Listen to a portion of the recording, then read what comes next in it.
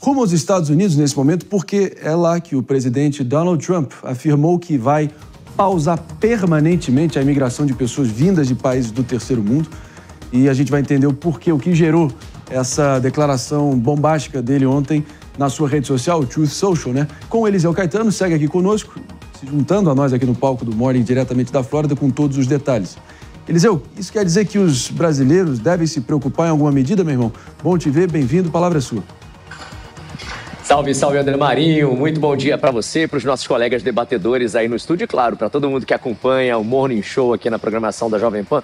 Falamos ao vivo, direto dos Estados Unidos, 8 horas da manhã, com 59 minutos nesse momento aqui na costa leste do país. Estamos acompanhando aí o início de um novo imbróglio, de um novo problema envolvendo esse tema já velho conhecido de quem acompanha a programação da Jovem Pan, imigração nos Estados Unidos. Tema sensível, tema delicado e que agora está passando uma fase um pouco mais difícil, especialmente por conta daquele ataque que aconteceu há 2 dias atrás em Washington, D.C., quando um cidadão afegão de apenas 29 anos abriu fogo contra agentes da Guarda Nacional.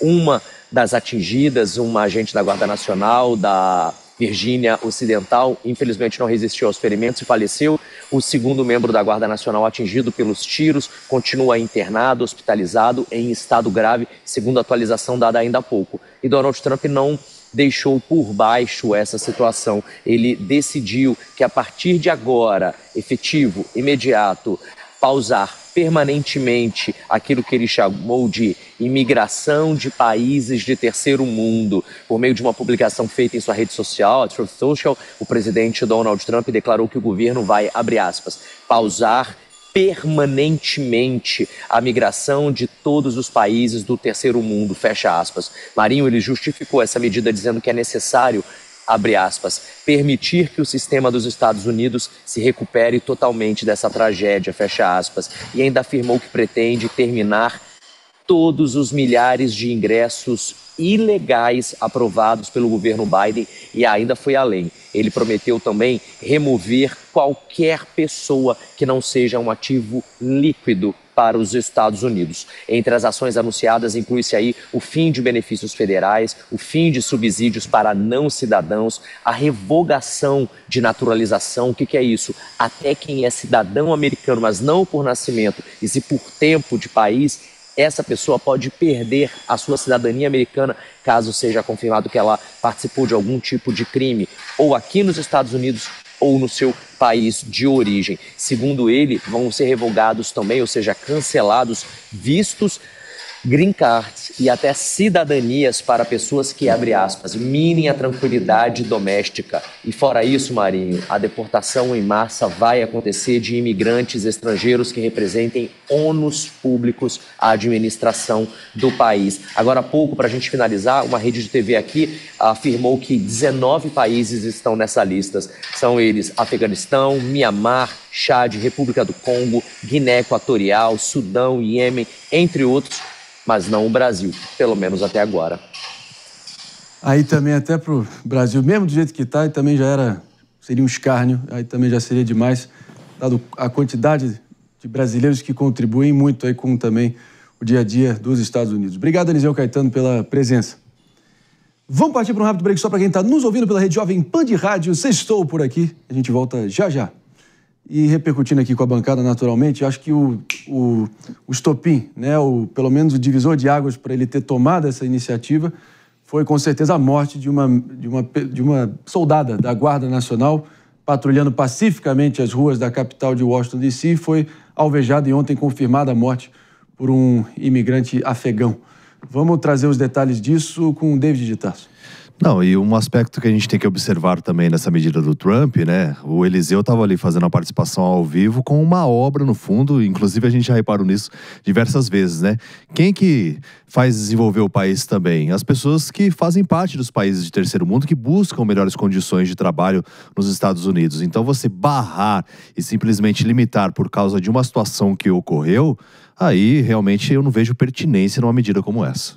E é uma generalização. Eu acho que assim, um país ele é livre para fazer a sua política migratória da forma como convir, seja aberta ou fechada, seja restritiva ou não. Mas aqui existe uma generalização. Então, por conta de existir esse ataque, que é lamentável, uma policial da Guarda Nacional ter falecido, vamos enquadrar todos os países do terceiro mundo, todas essas pessoas nessa caixinha. Vale lembrar que no dia 6 de janeiro, ali no dia X do Capitólio, que apoiadores do Donald Trump invadiram o Capitólio, um policial também veio a óbito, o policial Brian. E isso não significa, seria uma generalização idiota da minha parte, falar que isso significaria que todos os apoiadores de Donald Trump são pessoas horrorosas ou qualquer coisa desse tipo. Então, a gente não deve pegar um ato errado e generalizar todo um grupo por conta disso. Isso é uma irresponsabilidade. É uma mentalidade coletivista, que é anti-individualista e que é anti-americana. Vai contra a tradição da cultura que fundou e criou e floresceu os Estados Unidos da América. Eu acho chocante que a gente veja esse tipo de mentalidade gerar política pública. A tradição que fundou e ergueu os Estados Unidos da América para se tornar a potência que virou. É a tradição dos últimos 4 anos dos democratas que deixou simplesmente 21 milhões de imigrantes ilegais adentrarem o país. É a tradição do individualismo. Sem filtro, é a sem tradição critério, sem o mínimo de as pessoas devem ser julgadas pelo seu caráter e não pela região onde nasceram. Essa é a mentalidade que criou e floresceu os Estados Unidos da América. Tira o óculos cor-de-rosa, pelo amor de Deus. Olha o nível das pessoas que entrou nos últimos anos. Você acha os Estados Unidos um país coletivista? Tira o óculos cor-de-rosa. Eu estou me compenetrando aqui tão exclusivamente com um fluxo que foi completamente desregrado, que aconteceu nos últimos anos. A gente está falando de 12 milhões de pessoas, no mínimo, até 21 milhões de pessoas. Coletivismo é você não enxergar, obviamente. A pior forma de coletivismo é o racismo. Houve esse fluxo. E a gente O que você está sugerindo? Que medidas como essa, que tratam todo o povo como se fosse necessariamente ruim, pelo simples fato de ter nascido num lugar, isso é semelhante ao racismo. É isso que eu estou falando. E isso contraria a história americana, contraria o que os Estados Unidos têm de melhor, que é a crença na individualidade, a crença no potencial do indivíduo, que não deve ser reduzido a uma característica coletiva, seja ela qual for, seja a raça, seja o lugar em que nasceu. São 12, a gente está falando de números e aí fica parecendo que são quantias coletivas, né? Mas vamos olhar individualmente, por que não houve um filtro minimamente correto nos últimos anos Biden-Harris, onde houve um fluxo de, no mínimo, de 12 a 20 milhões de imigrantes ilegais. Eu não sou um defensor do governo Biden, eu estou analisando a medida do governo Trump. Mas o fato é, são no mínimo 12 milhões de indivíduos adentraram o país dos Estados Unidos sem o mínimo de critério. E aí? Não dá para, não seja o momento de dar uma bela trava para poder analisar todo esse fluxo? Quando o critério é coletivista, a gente deve criticar o coletivismo. De volta aqui, inclusive, para quem está nos ouvindo, vamos só esse debate, tá bom, vamos seguir estimulando.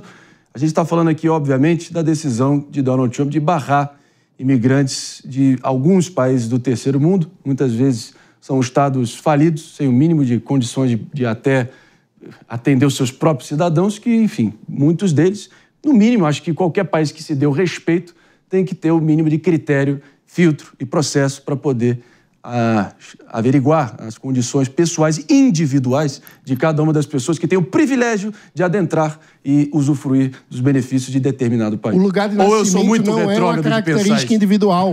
Tá bom. O lugar onde a pessoa nasceu não é uma característica individual. Isso é uma questão conceitual básica, Marinho.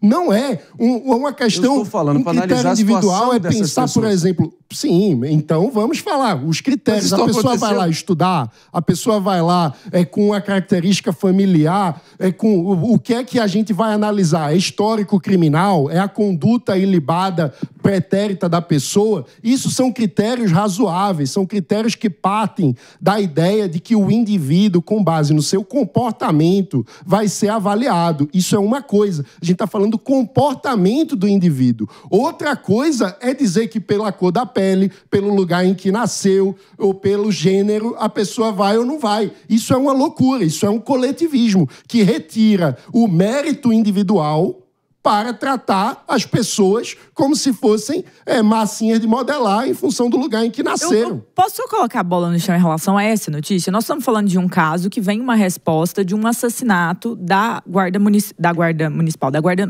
Nacional. E a resposta dele é falar que... Tem um outro soldado em estado crítico, também que fique claro. E a resposta dele é em relação a isso, países de terceiro mundo. O que nós estamos criticando aqui, eu acho que existe um amplo debate sobre isso, eu acho que é a liberdade do país determinar. Então, se um país quiser ter uma política migratória que não deixa ninguém entrar, só tem pessoas daquele país lá, beleza, direito dele, é autodeterminação.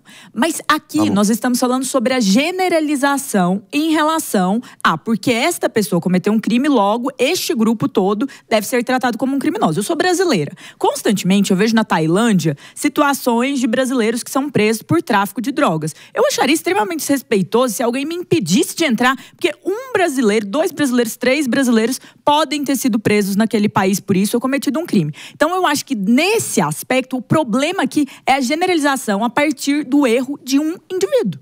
Pior que em 2018, Marinho... Em grande parte, todos esses...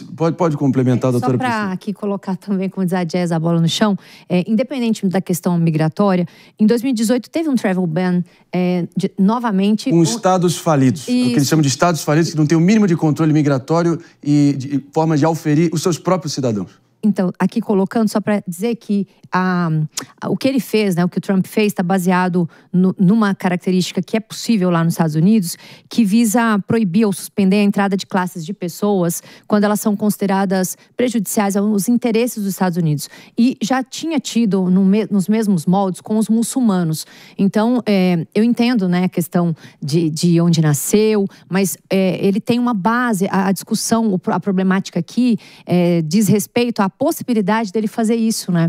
Como um afastamento de determinadas pessoas, como aconteceu em 2018 com os muçulmanos. E agora ele expande essa prejudicialidade de determinadas raças e pessoas para outras hipóteses, como foi aqui colocado. Então, a discussão não é nem se é certo ou errado, é que já foi questionado isso em 2018 e ele volta a fazer essa mesma que fique claro questão, né?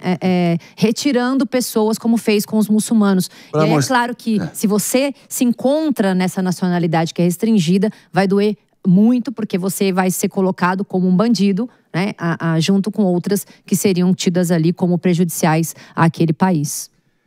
Que pelo menos esse banimento seja temporário e que haja uma cooperação entre os Estados Unidos e esses países que são, em grande parte, os estados falidos, sem o mínimo capacidade de controle, identificação, até autenticação dos documentos dos seus cidadãos que querem ter acesso a esse grande privilégio. Que haja essa cooperação. Acho que é o mínimo a se pedir, mas só para mostrar aqui que não é o laranjão malvadão, Barack Obama também baniu a entrada de iraquianos e sírios nos Estados Unidos em determinados momentos do seu mandato. Que as coisas possam se resolver e não seja uma coisa eterna. Será que é pedir muito? Não sei. O Obama fez isso na guerra. É um bom senso. Em relação a uma ameaça de segurança. Você não considera que vários desses países estão em situação de guerra civil ou com zero capacidade? No caso da Síria e do Iraque, eram guerras diretas, o Estado Islâmico dominando a Síria e colocando a segurança dos Estados Unidos em risco. E no caso do Iraque, uma guerra direta com o próprio país. Então, eu acho que a gente tem uma situação aí de excepcionalidade. E, mais uma vez, eu acho que a questão aqui não é sobre segurança. Tem países do Oriente que, infelizmente, não aceitam visto de pessoas de Israel. Eu acho isso absurdo. Tem isso pelo mundo inteiro. Mas é direito desses países determinar a sua política. Agora, o caso concreto aqui acontecer um evento com afegão. Logo, países de terceiro mundo são um problema. Tem um salto lógico aqui muito gigante, uma generalização muito problemática, de fato. Bom, a gente vai seguir analisando aqui, porque com mais razão e precisão e menos emoção, apesar de ser difícil, mas naturalmente a gente tem que ver quais serão os países afetados. Quais serão os países afetados? Se for realmente uma xenofobia racista, aí realmente teria que ser algo que englobasse todo o mundo muçulmano ou todos os povos pardos aí do mundo, coisa que eu tenho, pelo menos a minha expectativa é que não seja o caso. Que não seja o caso. Que seja um critério mais individual, Mano Ferreira.